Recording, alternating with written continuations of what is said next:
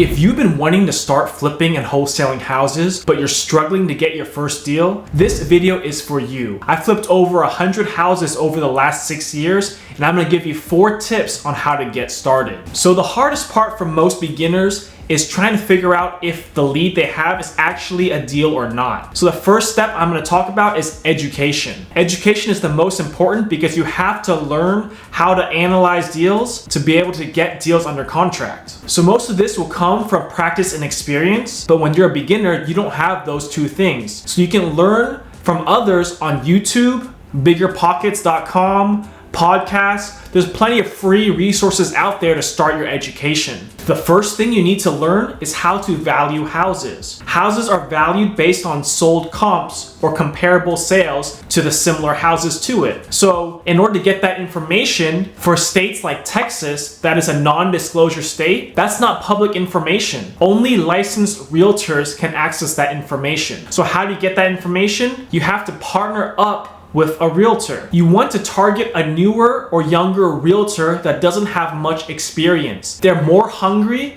and more likely to work with you. So a new agent, once they finish getting the license, they start out as a buyer's agent. That means they help people who are looking to buy a home and they represent them. Listing agents are seller agents that list a property for sale. That's much more desirable because it's less work and you can build your portfolio and get more people to sell their house with you as a realtor. So when they're starting out, they're looking to build their listing portfolio, and it's very hard for realtors to get listings outside of their friends and family. So how you would propose this to a realtor is to be like, "Hi, Mr. or Mrs. Realtor. I'm a local investor in the market, and I'm looking to do some off-market marketing to target motivated sellers. However, every lead that comes in won't fit my buying criteria. However, they could be great retail listings that will sell pretty quick on the market. If you give me access to your MLS, I can run comps on all these leads and not have to bug you every day.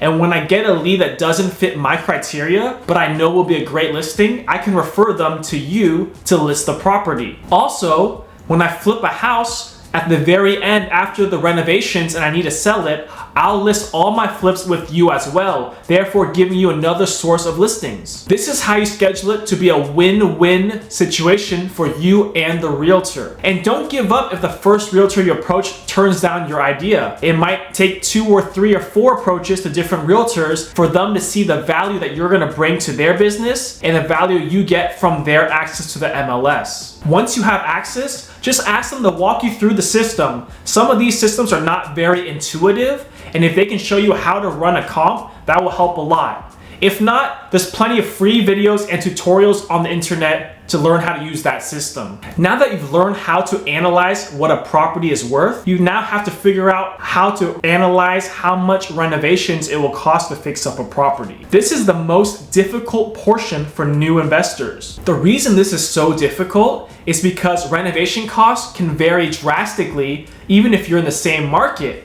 because everyone has different contractors that gives them different pricing. So the best way for you to learn how much it costs to renovate houses is to go on Facebook and look for local real estate investing Facebook groups or contractor groups. From there, you can find contractors and you can then go and look on the market, like on Zillow or Realtor.com, for fixer-upper houses. I would find 4 different houses that's listed on the market with different levels of renovations needed. First, find a house that just needs some cosmetic updates, but is in great shape and has great bones. Second, find a house that would need a full cosmetic interior update, like new kitchens, new cabinets, new bathroom, but the roof is good, the plumbing is good, all the major essentials are good. And lastly, find a house that's a full gut renovation that needs new windows, foundation work, new AC ducts, everything. And with these 3 or 4 contractors, they'll give you bids on these 3 different properties, and you'll then have a ballpark idea of renovation costs for each type of renovation. Once you learn those 2 things, it becomes pretty easy to figure out what you can offer a seller where you can still make a profit. So for example,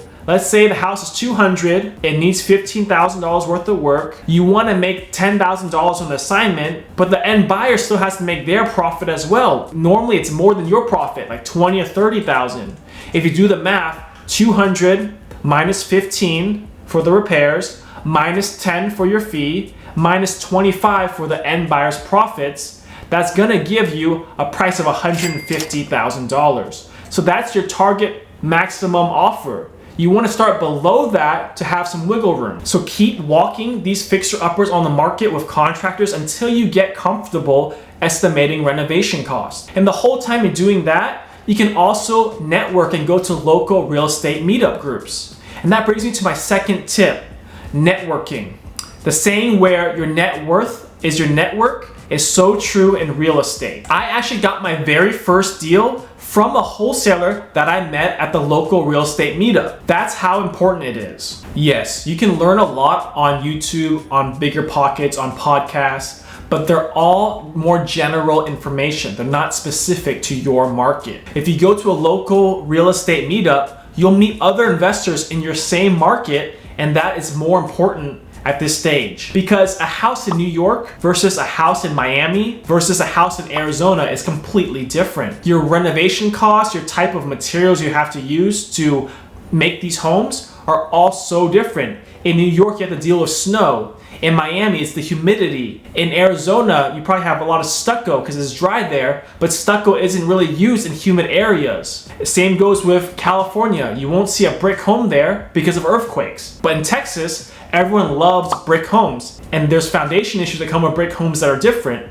So all these different nuances between the markets, you have to find people in your market to nail your rehab numbers and what's going on with the houses in your area. So the third tip is finding an off-market property. What this means is the property is not listed on Zillow or with a realtor. So you find these owners directly, you can negotiate a better deal. There's a lot of different ways, and it gets pretty complex on how to find these in the systems, but I'm just gonna give you two to start out with. First, you can drive for dollars. What that means is you drive around your neighborhood or your target market and you look for distressed homes. A distressed home is something with tall grass, tall weeds, broken windows, flaking paint, anything that makes you drive by and think, ooh, that house is kind of ugly, it needs some work. So then you write down the property address of those houses, and when you go back to your computer, you can look up the owner and their mailing address on the county appraisal website. The second option is to go down to your county courthouse or to the county clerk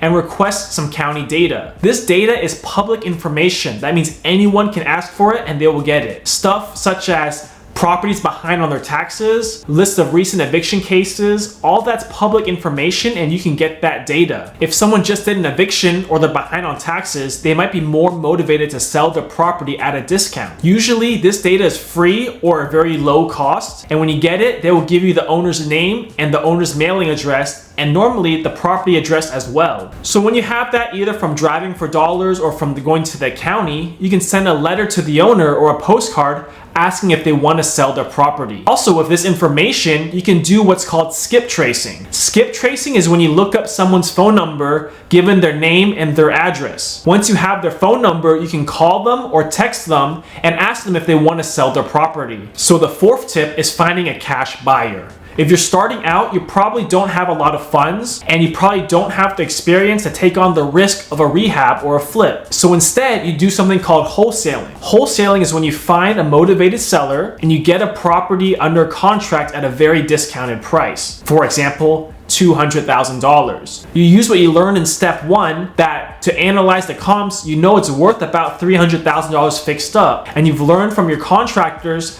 that to fix this property up, it might cost around $20,000. Once you have it under contract, you can start finding an end buyer. This end buyer might be another investor, or it might be someone looking just to buy a home for their family. This person has to come in with cash or hard money, as normally you have to have a pretty quick closing. So let's say this investor likes your deal. He wants to make about $30,000 on the flip. So the house is worth $300,000, take away $20,000 for repairs, take away maybe another $10,000 in closing costs and commissions your end buyer has to pay. Then you take away his $30,000 profit. That leaves him at $240,000.